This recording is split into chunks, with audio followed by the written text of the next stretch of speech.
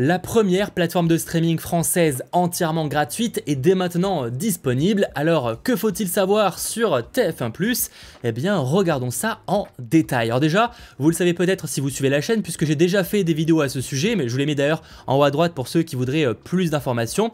Eh bien c'est pas la seule plateforme de streaming qui existe en France et qui propose du contenu gratuit. Sauf que il s'agit de la première plateforme française à le faire et c'est donc TF1 avec TF1+, qui en fait est une évolution de MyTF1 qui était en gros les replays de TF1, mais on n'est pas uniquement là sur des replays, je le précise, on est vraiment sur une plateforme de streaming à part entière avec des films. Vous le voyez par exemple, et bien oui, vous pouvez regarder Le Hobbit gratuitement. Alors évidemment, vous vous en doutez, si c'est gratuit, c'est qu'il y a de la publicité évidemment, et que ce service est donc disponible sur web, sur tf1.fr, c'est directement TF1 qui devient TF1+, sur les différentes box comme Orange, Bouygues Télécom, etc.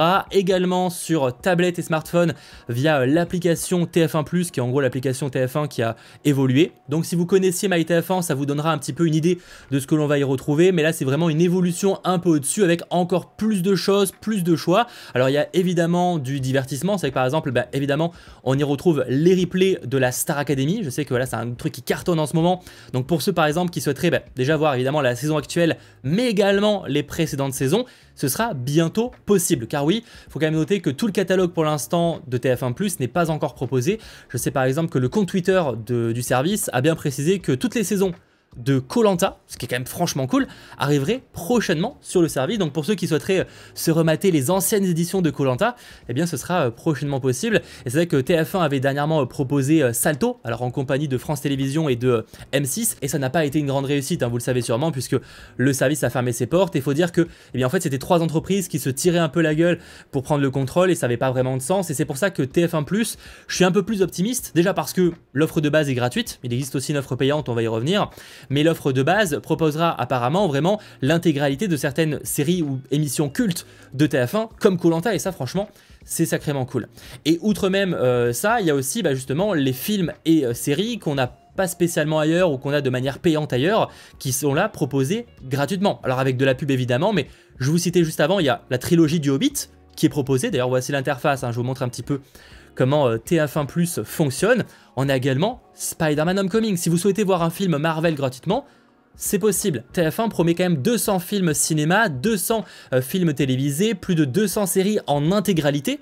C'est que par exemple pour ceux qui aiment The Vampire Diaries, c'est possible. Il y a l'intégralité de la série qui est proposée là. Je crois qu'elle est aussi dispo sur Netflix, mais c'est payant là. C'est carrément disponible gratuitement. Côté divertissement, TF1 promet l'intégralité de The Voice, de Koh-Lanta, etc.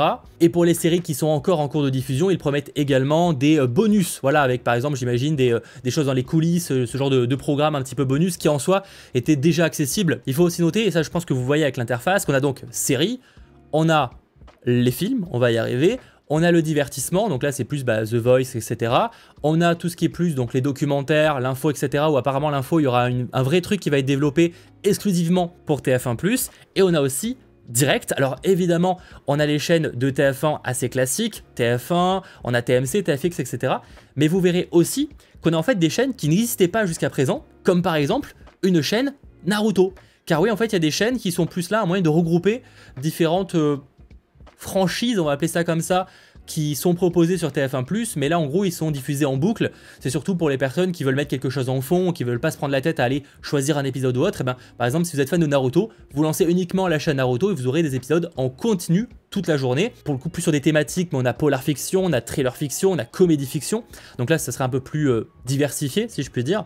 Mais on a également juste là, par exemple, Le Destin de Lisa. On a Boruto, la Star Academy, mais les précédentes saisons de 2001 à 2008. Pareil, ça j'imagine que certains voudront les redécouvrir. On a Danse avec les stars et tout. Donc il y a des chaînes de télé qui sont proposées en plus de la possibilité de les regarder à la demande. On a également la série Poker Face qui est disponible avec un nouvel épisode chaque vendredi, donc il faut vraiment noter que le catalogue pour l'instant n'est pas encore proposé en intégralité. Donc là vraiment vous avez la plupart des choses qui sont proposées avec l'offre gratuite qui donc évidemment mettra de la pub pendant et au début du film ou de la série que vous allez regarder. Cependant, je voulais un petit peu teaser et je pense que vous voyez le bouton en haut à droite, il y a marqué passer à Premium, car oui, il existe une version Premium et donc une version payante de TF1+. Et évidemment, l'avantage principal qui est mis en avant sur le fait de passer à cette offre payante, c'est le fait de ne plus avoir de publicité. Alors au niveau des prix, on est sur 5,99 € par mois et sans engagement avec 7 jours gratuits. Je vais vous montrer après parce que évidemment j'ai pris l'abonnement pour voir un petit peu justement les réels avantages. Et sinon c'est 59,99 € par an pour avoir cette offre premium. Il y a également les séries quotidiennes qui seront disponibles en avant-première, ça je pense que ça pourrait potentiellement en intéresser. Certaines séries seront directement proposées en intégralité sur TF1+ Premium alors qu'elles seront par exemple avec un épisode chaque semaine sur TF1+ classique et à la télévision. Autre option payante, ce sera la possibilité de caster nos programmes via notamment le Chromecast ou encore AirPlay. L'offre payante permet également de revenir au début d'un direct, ce qui est par exemple déjà faisable avec Canal+ notamment.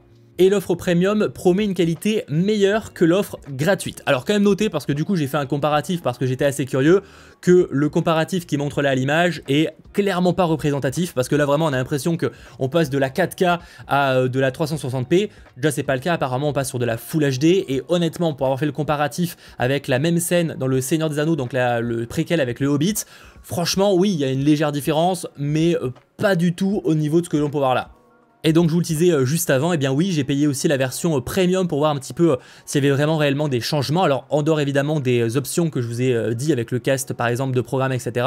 Sur l'interface il n'y a pas réellement de changement pour l'instant, mais c'est vrai qu'on gagne le fait de ne plus avoir de publicité. Alors je ne pourrais pas vous dire combien on a de publicité par exemple par heure de programme, mais si on se base sur ce qu'il y avait déjà via MyTF1 à l'époque, il y avait quand même beaucoup de publicité, sachant qu'au niveau de l'interface, quand vous regardez un programme, vous avez la possibilité de faire une liste des programmes que vous regardez, évidemment de le partager, mais je ne sais pas vraiment s'il y a des gens qui partagent leurs programmes qu'ils sont en train de regarder avec ce bouton-là, honnêtement, ça m'étonnerait.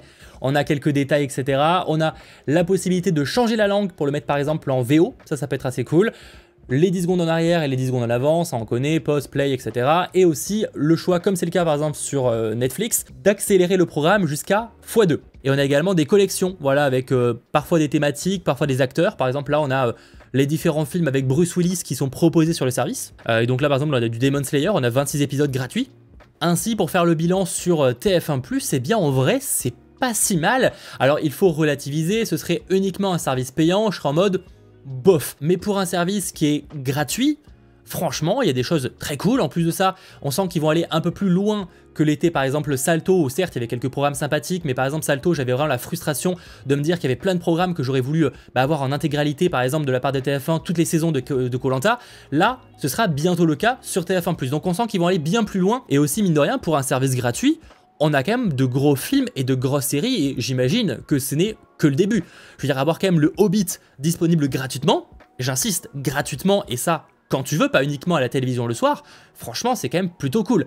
Pareil pour Vampire Diaries, les frères Scott, alors oui c'est peut-être pas le dernier film à la mode, mais je trouve honnêtement que c'est quand même très cool, Lucy également, Valérian, Spider-Man Homecoming, Bad Teacher, etc. Donc il y en a un petit peu tout, hein. On a autant du drame que du super-héros, de la comédie, etc. TF1 va réussir peut-être à se différencier de la concurrence grâce à cette offre gratuite. Je suis pas sûr que l'offre premium soit vraiment celle qui va être le plus utilisée, mais personnellement, même moi, je vais peut-être avoir cette habitude d'aller voir checker un petit peu si justement je tomberais pas sur un film ou une série gratuite qui pourrait m'intéresser, et ça quand on veut. Je vous laisserai de toute façon me dire en commentaire ce que vous pensez de TF1+, est-ce une offre qui vous intéresse? Allez-vous regarder un petit peu ce qui est proposé? N'hésitez pas aussi à me faire vos retours d'expérience utilisateur, notamment par rapport à la présence de la publicité. Est-ce qu'elle est vraiment très présente et au point que ça devient dérangeant pour regarder un programme? Et si cette vidéo t'a intéressé, pense à l'aimer et à t'abonner, et on se retrouve très vite. Allez, ciao tout le monde!